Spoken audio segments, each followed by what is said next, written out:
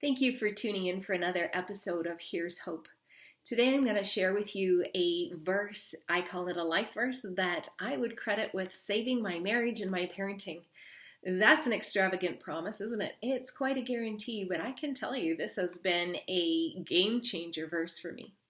The verse is found in Ephesians 5, verse 1, as it is recorded in the Message paraphrase. The Message is a modern translation where the translator took the original Greek language and paraphrased it in a way that makes the intent easy to understand in modern language. So the verse starts out like this. It says, "Watch what God does, and then you do it. Like children who learn proper behavior from their parents. Mostly what God does is love you.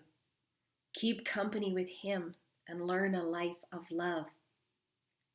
Observe how Christ loved us. His love was not cautious, but extravagant.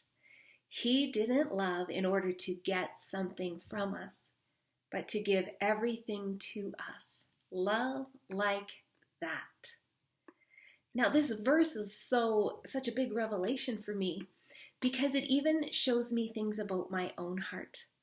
How often in relationships are we discouraged or disappointed because we have expectations of how the other person should show up in the relationship? Now, clearly, I'm not talking about having unhealthy boundaries. To have a good relationship involves two people contributing to the relationship. But often we are cautious rather than extravagant in giving love freely to other people. There's an element of being guarded or self-protecting.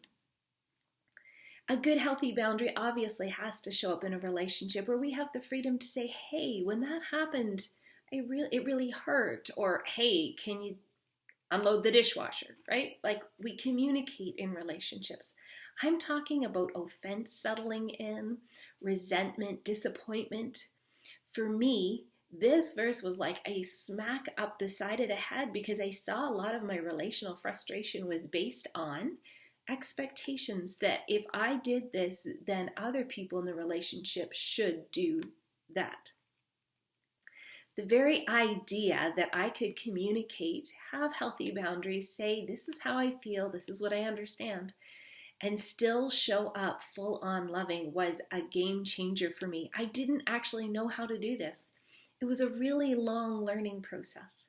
But I found when I was disappointed, disgruntled, offended, I could go back to this verse and see once again that I was loving expecting something in return. Now, obviously, as humans, we are not these bottomless pits of love. We don't have an unending supply of extravagant love or love that expects nothing in return. We just don't in our humanity. But the verse holds the key for that too. Watch what God does. Hang out with Him, keep company with Him, and learn a life of love. Look at how He loved us, and then learn to love like that. So I bless you today because I'm sure you're on a journey, as I am, of learning how to do two things. Show up with healthy boundaries, communicate well without fear of conflict, drowning out these healthy conversations.